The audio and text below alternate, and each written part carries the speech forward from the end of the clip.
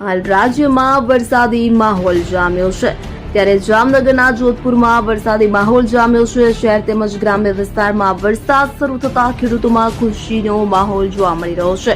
ત્યારે આ સાથે જ નીચાણવાળા વિસ્તારમાં પાણી ભરાયા છે। રાજ્યના મોટાભાગના જિલ્લાઓમાં પાછલા અમુક દિવસથી મધ્યથી ભારે વરસાદ જોવા મળી રહ્યો છે। ત્યારે 22 જૂનથી 23 જૂન 2025 દરમિયાન હવામાન વિભાગે ગુજરાતના અનેક જિલ્લાઓમાં વરસાદને લઈને આગાહી વ્યક્ત કરી છે। ત્યારે ગુજરાતના બનાસકાંઠા, સાબરકાંઠા, અરવલ્લી, નવસારી, વલસાડ અને કચ્છના છૂટાછવાયા સ્થળોએ ભારેથી અતિભારે વરસાદની આગાહી વ્યક્ત કરવામાં આવી છે। ત્યારે જામજોધપુરમાં વરસાદી માહોલ જામ્યો હતો। જામનગરમાં વરસાદી માહોલ જોવા મળી રહ્યો છે। ત્યારે Lakhota lake, green city, Dared highway, પવનચક્કી આ તમામ વિસ્તારોમાં વરસાદી માહોલ જામ્યો હતો।